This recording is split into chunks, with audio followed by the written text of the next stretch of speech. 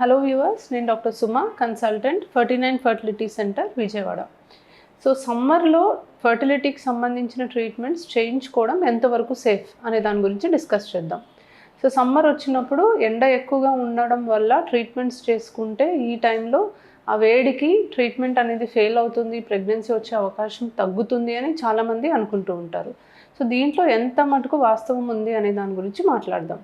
So బయట వెదర్తో సంబంధం లేకుండా బాడీ టెంపరేచర్ మెయింటైన్ చేసే మెకానిజం అనేది బాడీకి ఉంటుంది.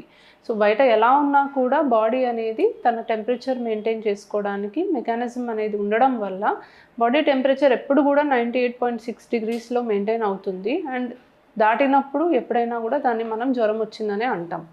సో బయట చల్లగా ఉండడం వల్ల బాడీ చల్లగా ఉంటుందనో, లేకపోతే బయట వేడిగా ఉంటే బాడీ వేడెక్కుతుంది అనేది కాన్సెప్ట్ కరెక్ట్ కానే కాదు. సో మనకి ఎగ్స్ అండ్ స్పర్మ్స్ అనేవి కరెక్ట్ టెంపరేచర్లో మెయింటైన్ అవుతేనే ప్రెగ్నెన్సీ వచ్చే అవకాశం బాగుంటుంది, quality of the egg and sperm maintain అవుతుంది. సో స్పర్మ్స్కి కొంచెం టెంపరేచర్ అనేది తక్కువగా ఉండాలనే బీజం బయటికి జారి ఉంటాయి. అండ్ హీట్ ఎక్కువ అయ్యే కొద్దీ మనకి స్పర్మ్ క్వాలిటీ పైన ప్రభావం పడటానికి అవకాశం ఉంటుంది. బట్ బాడీ మెకానిజం వలన ఖచ్చితంగా బాడీ టెంపరేచర్ అనేది బయట వెదర్తో సంబంధం లేకుండా మెయింటైన్ అవుతుంది. కాబట్టి బాడీలో మనకి ఎగ్ అండ్ స్పర్మ్ అనేది క్వాలిటీ అనేది బయట వెదర్ తోటి సంబంధం లేకుండా మెయింటైన్ అవుతుంది. సో మనం ట్రీట్మెంట్ చేసినప్పుడు ఈ ఎగ్ అండ్ స్పర్మ్స్ అనేవి మనం బయటికి తీస్తాం. సో ఐయుఐ ట్రీట్మెంట్లో స్పర్మ్ శాంపిల్ కలెక్ట్ చేసి ఇవ్వడం జరుగుతుంది. స్పర్మ్ని ప్రాసెసింగ్ చేసి గర్భసంచిలోకి మనం ఎక్కిస్తూ ఉంటాము. ఐవీఎఫ్ అనే ట్రీట్మెంట్లో ఎగ్స్ శరీరం నుంచి తీసి స్పర్మ్తో మనమే కలిపి ఎంబ్రియో ఫామ్ చేసి గర్భసంచిలో పెడతాం. సో ఈ గ్యామెట్స్ని బయటికి తీసినప్పుడు టెంపరేచర్ వాటిది మెయింటైన్ చేయడానికి ల్యాబ్లో మనకి టెంపరేచర్ క్వాలిటీ కంట్రోల్ అనేది కరెక్ట్గా మెయింటైన్ చేయాలి.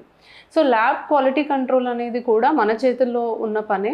ఎంబ్రియాలజిస్ట్ రోజు ల్యాబ్లో ఉన్న టెంపరేచర్ కానీ, గ్యాసెస్ కానీ, విఓసిస్ అంటాము, హ్యూమిడిటీ అంటాము. సో ఇవన్నీ కూడా పర్ఫెక్ట్గా మెయింటైన్ చేయడానికి వాళ్ళకి తగ్గట్టుగా వాళ్ళు జాగ్రత్తలు తీసుకుంటూనే ఉంటారు. సో బాడీలో ఉన్నంతకాలం ఎగ్స్ అండ్ స్పర్మ్ సేఫ్గానే మెయింటైన్ అవుతాయి. అండ్ బాడీ నుంచి బయటికి తీసిన తర్వాత మనం ల్యాబ్ని ప్రాపర్గా మెయింటైన్ చేస్తే వాటి క్వాలిటీ పైన ఎటువంటి ప్రభావం అయితే పడదు. సో దీన్ని బట్టి అర్థమైంది ఏంటి అంటే బయట వెదర్తో సంబంధం లేకుండా మనం ఏ టైంలో అయినా ట్రీట్మెంట్కి మనం ముందుకు వెళ్ళడానికి అవకాశం ఉంది.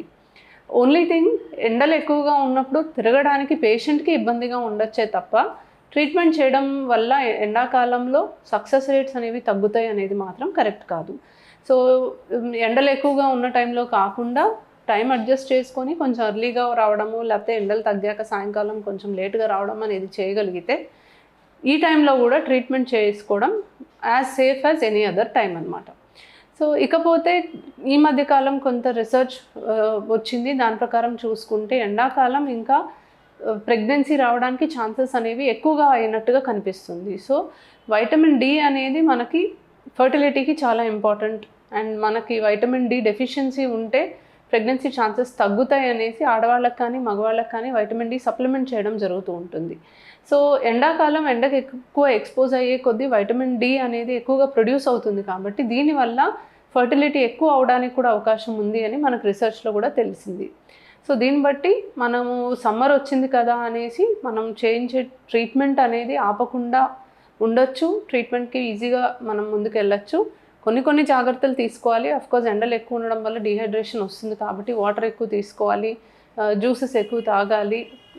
అండ్ హైడ్రేషన్ అనేది ప్రాపర్గా మెయింటైన్ చేస్తే హెల్దీగానే ట్రీట్మెంట్కి ప్రొసీడ్ అవ్వడానికి అవకాశం ఉంటుంది. Thank you.